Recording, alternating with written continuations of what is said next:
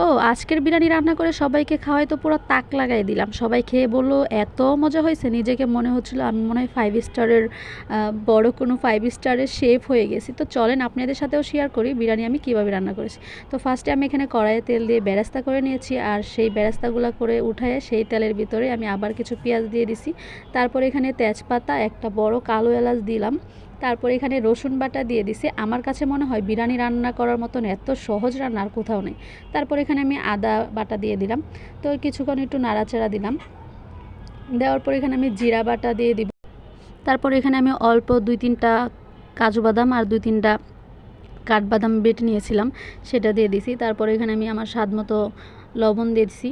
তারপর এখানে আমি 2 চামচ পরিমাণ গুঁড়া মরিচ দিছি। তারপরে যে কিছুক্ষণ সেই মরিচটি দিয়ে কিছুক্ষণ কষাইলাম। কষানোর পর আমি এখানে ভেজে রেখেছিলাম মুরগি আর আলু, সেই ভেজে রাখা মুরগি আর আলুগুলা দিয়ে দিলাম। দিয়ে দেওয়ার পর আবার কিছুক্ষণ কষাই নিয়েছি। আমি এখানে হইলো 1/2 কেজির মতো দুধ দিয়েছি। আসলে বিরিয়ানিতে দুধ দিলে বিরিয়ানিটা অনেক ভালো টেস্ট হয়। আসলে মূলত আজকে বিরিয়ানিটা রান্না করার কারণ হলো আমার মা ওই তাওই এসেছে আমার বড় বোনের বাসায়, তো ওখানে বিরিয়ানিটা যাবে তার জন্য রান্না হচ্ছে। ওদের বাসায় আবার আজকে গ্যাস নাই, যেহেতু আজকে শুক্রবার। তো এখানে আমি 1 প্যাকেটের মতো বিরিয়ানির মশলা দিয়ে দিছি। দেওয়ার পর উপরে কিছু হলো আপনার কিশমিশ দিয়ে দিলাম। তো কিশমিশটা দিয়ে কিছুক্ষণ আমি এটাকে বলক দেওয়াবো। তারপরে হলো এখানে আমি বেরেস্তা করে রেখেছিলাম, যে সেই বেরেস্তা দিয়ে দিলাম। অনেকে বলে বেরেস্তা হয় না, আমার বেরেস্তাটা আসলে অনেক সুন্দর হয়েছিল, একবারে মচমচা হয়েছিল বেরেস্তা বানানোরও কিছু প্রসেস আছে। তারপরে আমার মাংসটা হয়ে গেল কষানো। এখানে আমি উপরে কিছু কাঁচামরিচ দিয়ে নিছি। কাঁচামরিচ দিলে ফ্লেভারটা অনেক।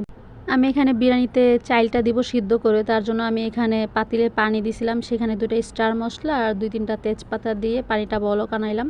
বলক আনার উপরে আমি চাইলটা দিয়ে একটু বলক দেওয়াইলাম, হয়ে গেছে। তারপরে এখানে আমি যে মাংসের যে তেলগুলা ছিল পাতিলের নিচে যেন লেগে না যায়, তার জন্য ফার্স্টে তেলগুলা দিছি।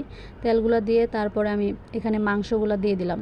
মাংসগুলো দিয়ে তার উপরে আবার চাইল ভাতের যে ফুটাই রাখছিলাম সেই চাইলগুলো দিয়ে ভালো করে এখানে একটু সমান করে দিলাম। সেটার উপরে আমি আবার আরেক লেয়ারের মতন মুরগির মাংস দিয়ে দিছি। দেওয়ার পর বাকি যে চাইলটুকু ছিল সেটা আমি আবারও উপরে দিয়ে দিছি। দিয়ে কিছুক্ষণ একটু দমে রেখে তারপরে সেটাকে একটু ঢেকে দিছি। তো কিছুক্ষণ পর ঢাকনাটা উঠায়ে এই যে আমি একটু নাড়াচাড়া দিয়ে নিলাম। দেখতেই পাচ্ছেন আমার বিরিয়ানিটা কতটা সুন্দর ঝরঝরা হয়েছে। তো চাইলে কিন্তু আপনারাও বাসায় ট্রাই করতে পারেন। তো অবশ্যই আমার ভিডিওটা যদি আপনাদের ভালো লাগে তাহলে আমার ইউটিউব চ্যানেলটা প্লিজ সাবস্ক্রাইব করে দিবেন। আর যদি ফেসবুক থেকে দেখেন অবশ্যই পেজটা ফলো, অবশ্যই কমেন্টে জানাবেন। ধন্যবাদ।